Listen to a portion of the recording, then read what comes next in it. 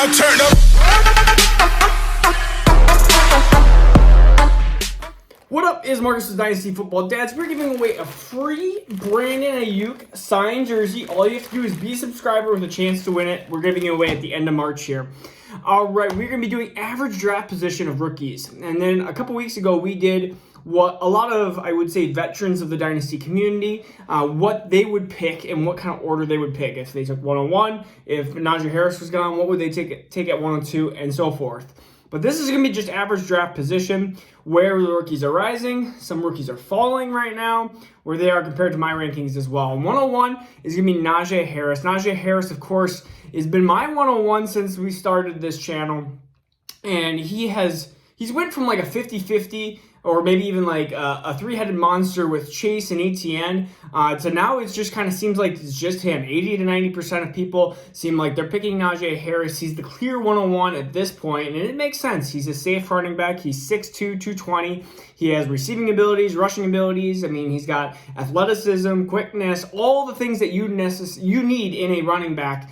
Perfect for fantasy and an NFL team.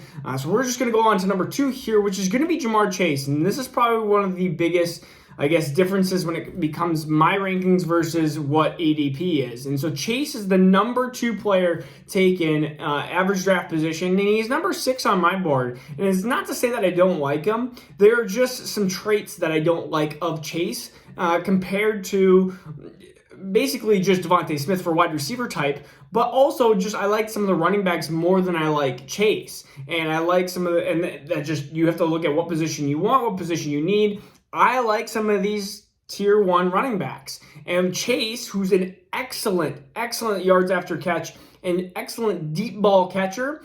There's some issues that he does have. His route running is not super refined. He still needs to work on that. And number 2, his separation abilities is still some issues. And we'll see if some of those things have a hard time translating to the next level in the NFL.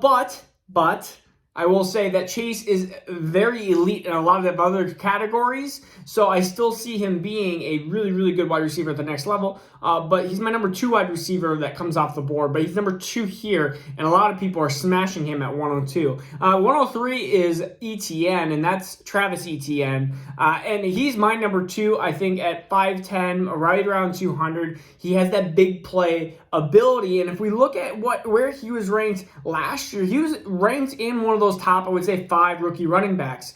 And honestly, if you look at how those rookie running backs produced in the 2020 season, you would go, wow, I want one of those 5 running backs, and that's Dobbins and Swift and Taylor and not Etienne, I almost said Etienne, Clyde Edwards-Helaire. So I want one of those type of running backs, and so Etienne is one of those elite running backs, and he's in that tier 1. For me, he's my easy 102, but in this case, 103. And 104 is Devonta Smith, which is just my wide receiver 1.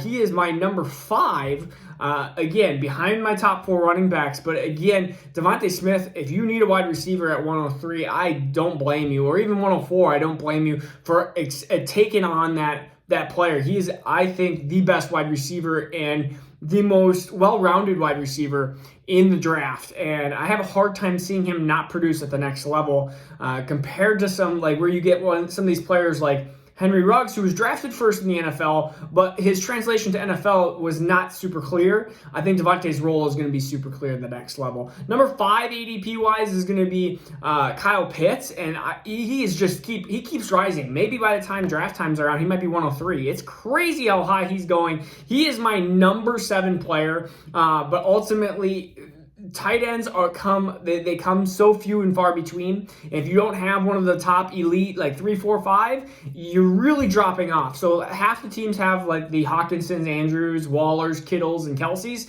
and the other half have like Gesicki, Hurst, and Jonnu Smith, and stuff like that. And so realistically, if you need a tight end, Kyle Pitts is a huge building block piece. And if you're looking at maybe not even being able to compete in 2021, but 2022, that's where I would pick Pitts, because he's one of those players that might not produce for you in 2021, but 2022, that would be a good production value there. Number 6, and he just keeps falling down the board. It's Javonte Williams. he rose up the board as much as now he's starting to fall back down the board. People started watching his tape, and he just started rising. And then they all of a sudden heard and get all these like different, oh my goodness, Pitts is amazing, and Chase is amazing. And those players are really good, but I would rather have Javonte Williams. He's my number 3 player overall, and at number 6, I think he's a steal. He has all the tools that you would want, and he's got a big body size. He's like 5'10", 220. We were talking about a 3-down pounding running back, and I think he's safe. I think he's a safe running back, and there's really 3 running backs I think are safe here, and that's Harris, Etienne, and Javonte Williams. I think the 4th one is a little bit more of a gamble and risk. So if you really want safety, I think that this is a great position, and wide receivers deep in this class too. So if you can get a running back early, your value draft position of getting a wide receiver later is going to be easier. The chase to Bateman drop off is not, and maybe Waddle drop off is not as big as a Etienne to Michael Carter or something like that. Like, you're gonna have a bigger drop off with that, of course. And so number 7, as I spoke about Bateman, Rashad Bateman, I still think he's an excellent wide receiver at the next level, wide receiver, and I have him over Waddle. And I have him over Rondell Moore because those types of wide receivers are great for football teams, but not necessarily great for fantasy teams. And all I care about is fantasy. So Bateman is my number 7. He's my number 8 on my rankings, but number 7 on ADP, excuse me. Number 8 is going to be Jalen Waddle. People love Jalen Waddle, and ultimately he's my number 11 prospect. And that's just, he is a smaller guy. He looks amazing on tape. And if you watch his highlights, you might want to draft him number 1 overall. He is that cool and fun to watch. But fun to watch doesn't equal fantasy values. Deshaun Jackson was super fun and elite to watch. Santana Moss was awesome and fun to watch.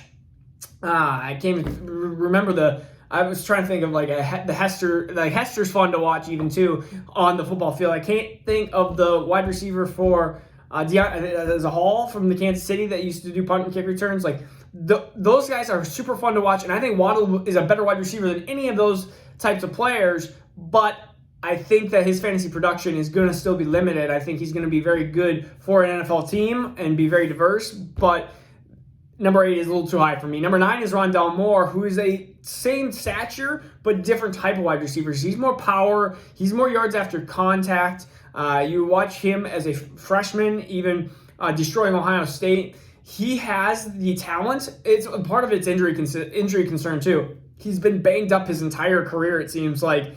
So can he stay healthy considering his small stature and how he plays? So he is my number 10. So we still haven't even got to my number 4 guy yet. But number 10, we got Trevor Lawrence. Trevor Lawrence is my number 9. I see a gap between like Bateman and then the Moore and Waddle types. So he's my personally number 9, and if you need a quarterback earlier, if you're a really quarterback desperate needy team, you can draft him up into that 7 range, and I would not be disappointed at all. And in 101 Superflex easy, Trevor Lawrence, he's a tier above anybody else in this quarterback class, which the quarterback class is going to be a really good quarterback class in my mind. Number 11, here we go. Kenneth Gainwell, Kenny G, Kenny Gaines, whatever you want to call him.